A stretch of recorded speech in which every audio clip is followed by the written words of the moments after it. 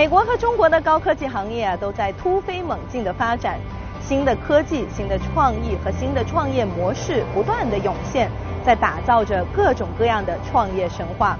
而往往在这些创业神话的背后，都站着独具慧眼的伯乐。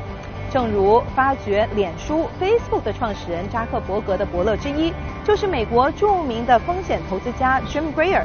他曾经被美国福布斯和财富杂志都评为美国科技投资第一人。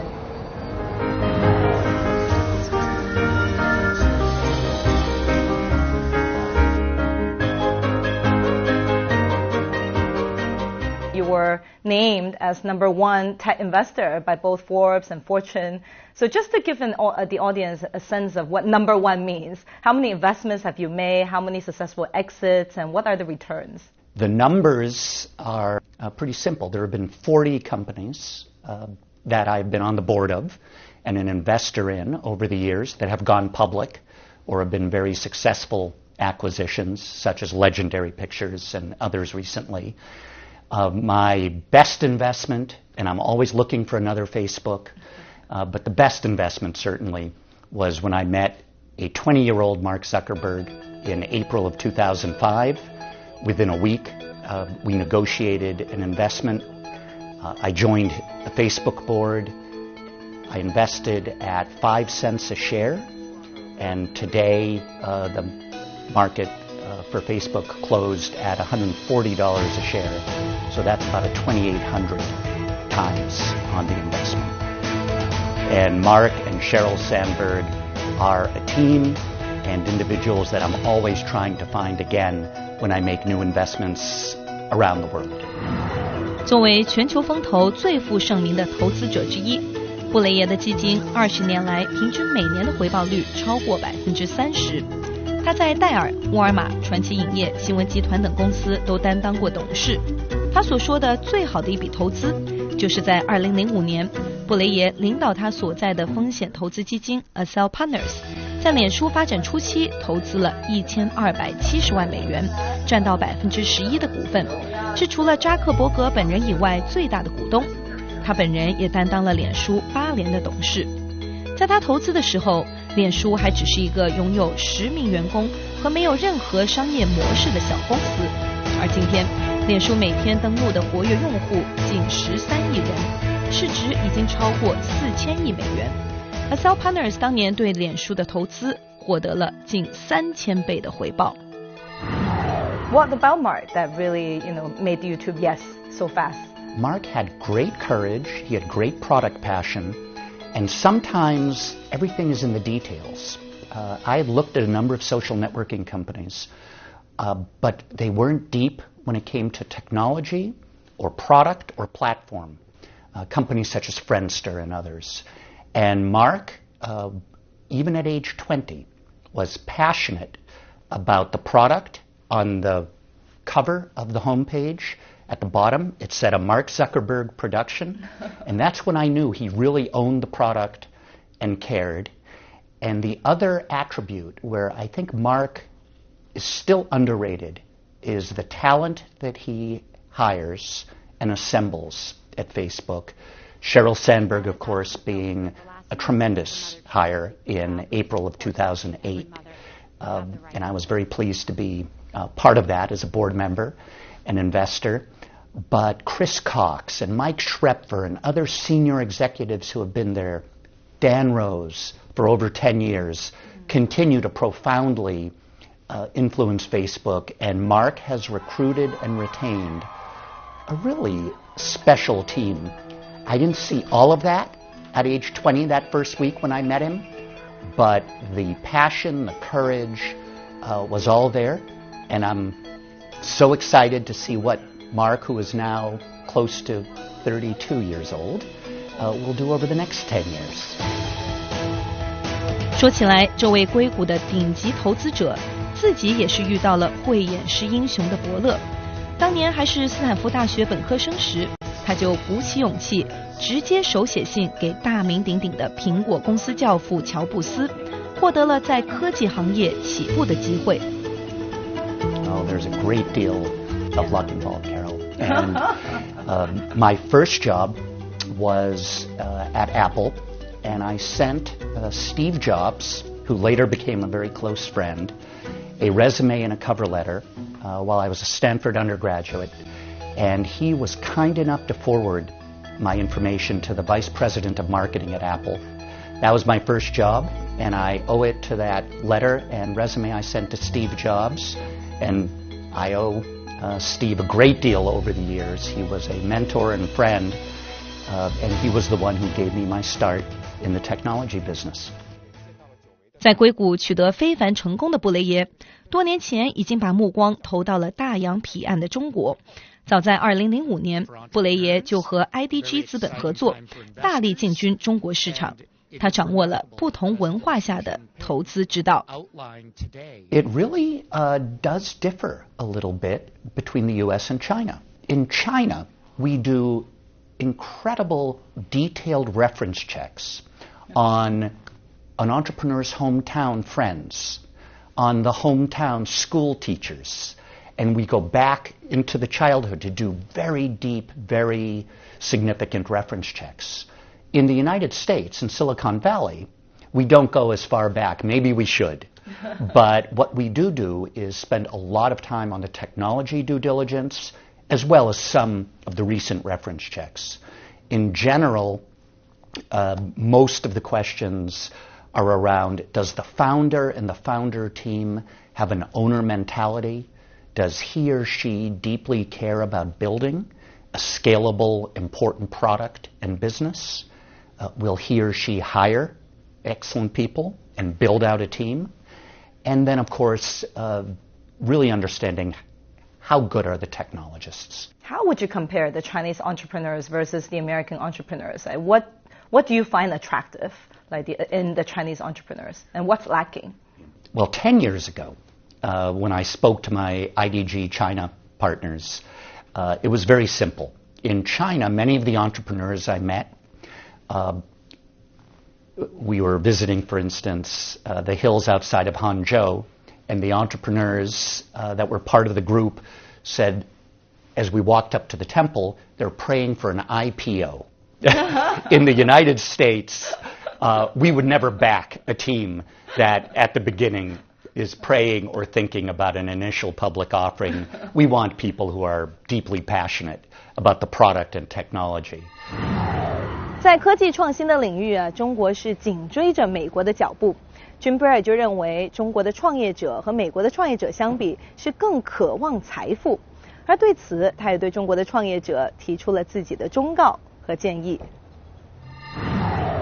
In Silicon Valley, people are thinking 24 hours a day, 7 days a week about the technology, the innovation, hiring the very best data scientists, the very best machine learning individuals, students, teachers who understand algorithms.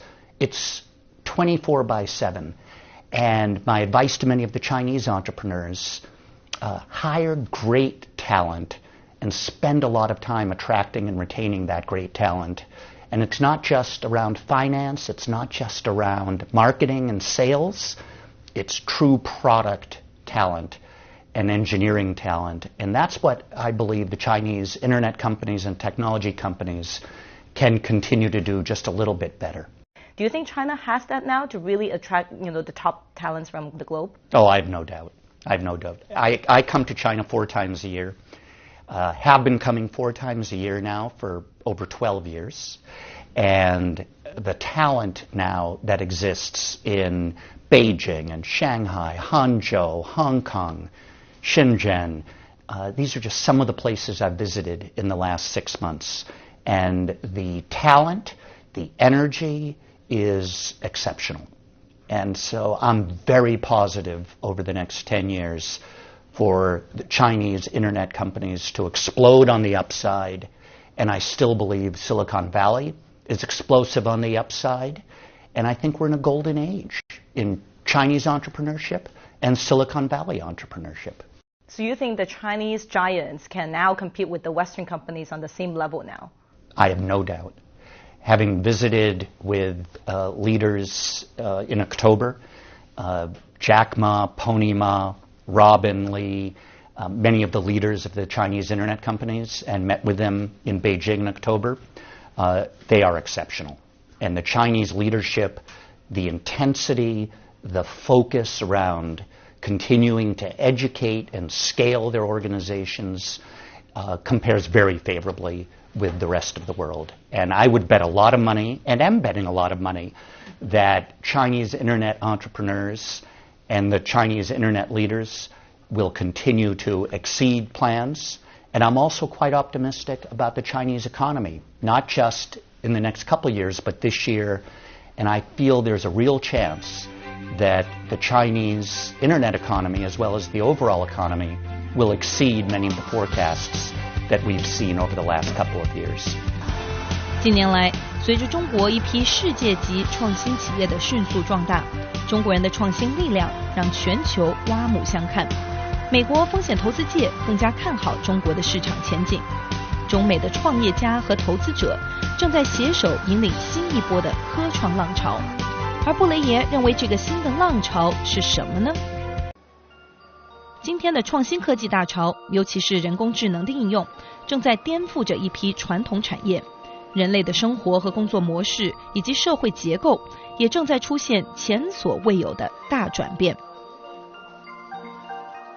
Could you give some more examples of how human-assisted intelligence will help to reshape the traditional industries? If 1995 was a wonderful time to be investing in the internet, if 2005 was a wonderful time for me to be investing in Facebook and social networks, this is a wonderful time for entrepreneurs and venture capitalists to be starting artificial intelligence technology companies around the world, and I think this is a golden age. There are a number of different large industries that I think are being reshaped in some positive ways. So I start with medicine because I'm seeing computing and artificial intelligence make a huge difference. There are efforts where now through big data and cloud sharing, doctors at Mass General Hospital in Boston are sharing data with Brigham and Women's Hospital, with Harvard Medical School, with Stanford Medical School, and with the Stanford University Hospital. They are sharing data about different outcomes on prescriptions for cancer patients that they were not sharing or didn't know how to share 10 years ago. And so that's also creating more jobs around then drug discovery, drug delivery, and that's just one very small example within healthcare of how artificial intelligence, machine learning, and data sharing leads to better outcomes for all of us. So now they have the tools and the platform to do so.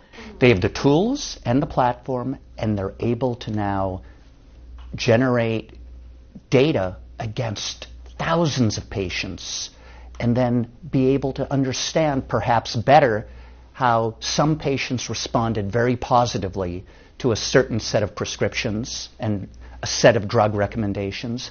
Others did not, and therefore provide much better judgment, better advice, even to the very best cancer researchers or medical researchers. I'm seeing that in a variety of fields, which is very exciting. 作为创新科技领域的资深投资者，布雷耶对市场新动向的触觉一向非常灵敏。布雷耶预测，人工智能将在医疗健康行业引发一场新的革命，让更多的医生使用精准的医疗平台技术，利用最先进的技术放大诊疗能力，为病人提供更好的诊疗服务。If we go back to medicine, it's so important to augment the doctors, to augment the nurses. 20 years ago, computers were automating many jobs. They helped people come up with quantitative and mathematical answers faster. Today, those computers are able to provide a little bit better judgment and advice for doctors and nurses. And the computers aren't replacing those doctors and nurses. In fact, I would argue we need more very capable doctors and nurses to harness some of the power that AI and computing can offer in terms of helping better advice, better judgment in areas such as healthcare. So I see the combination being very powerful. It's a little bit like in music. A great doctor 10 years ago might have been pursuing a solo career, a great cancer doctor. Today, that great cancer researcher at Harvard Medical School might be using and is using computers, building out a larger staff of nurses and doctors, and giving better advice around treatments for cancer and certain kinds of cancer, such as leukemia. So that's creating some jobs, it's creating better outcomes for the patients, and there are certain segments like healthcare where I see the automation powerfully fueling jobs as well as better outcomes for many patients. 据弗雷斯特研究公司最新发表的报告，未来3年内，利用人工智能、大数据和物联网技术深入挖掘市场的企业，每年将可从没使用这些技术的同行抢到1.2万亿美元的收入。So when we talk about AI, what are some foreseeable business models and some of the applications that are easier to monetize? I'll give you two in very different fields. I was an early investor in Legendary Entertainment. We, of course, had a series of very successful movies, and we sold Legendary to Dali and Wanda a year ago, very successfully.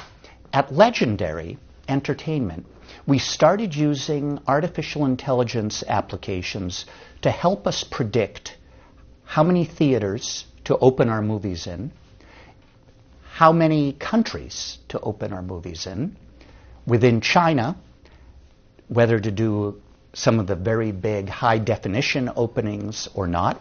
Our algorithm suggested we should definitely do it.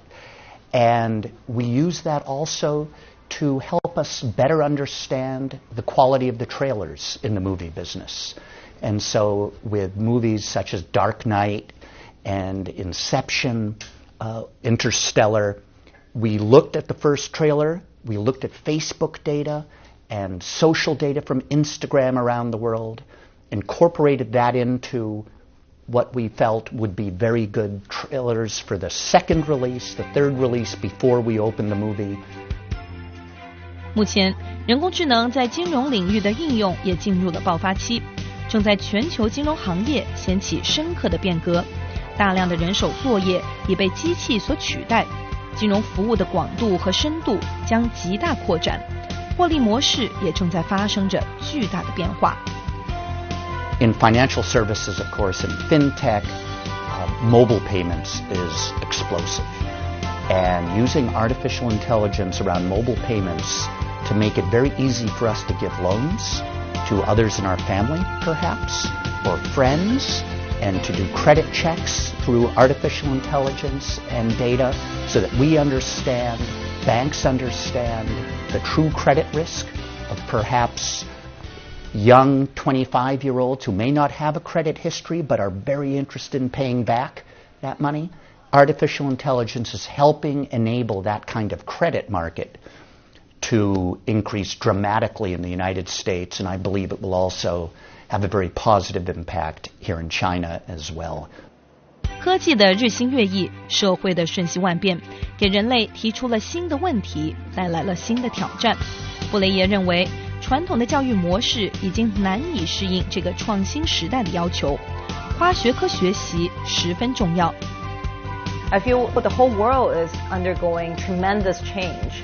In 2030, 2040, we don't even know what jobs will be there, what jobs would not be there. So how do we educate our children? Oh, I think there are a lot of pieces of advice I give students. Again, I love going to university campuses and schools and speaking to the students and the teachers and the professors.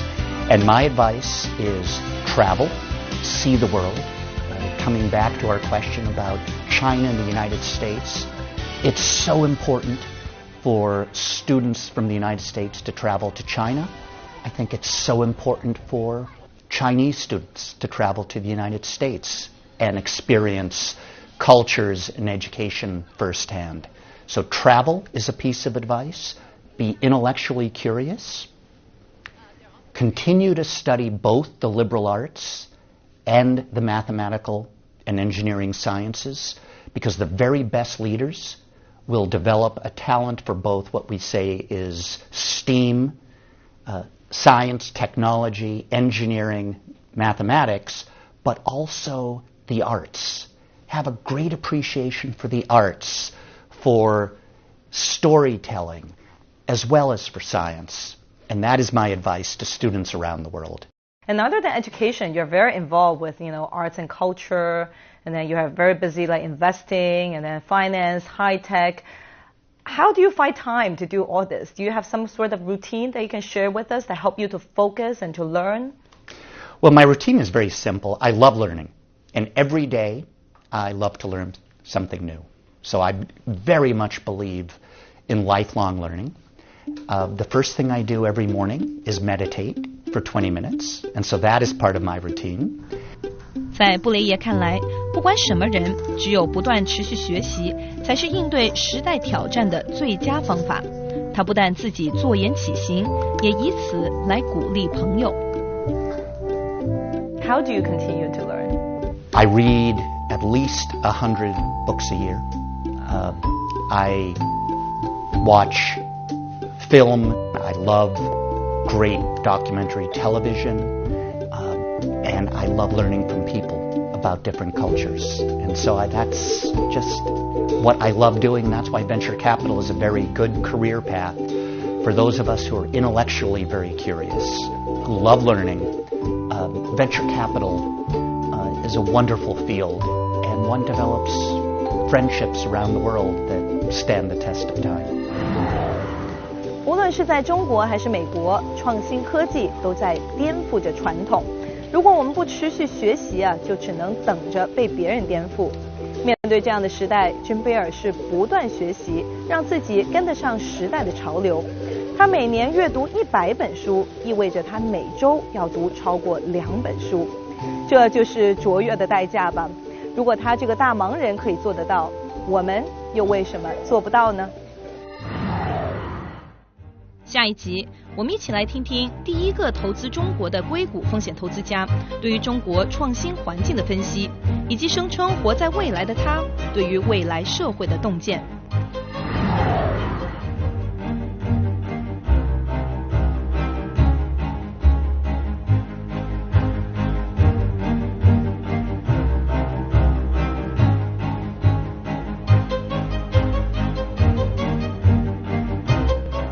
接着为您播出雅居乐地产筑梦天下。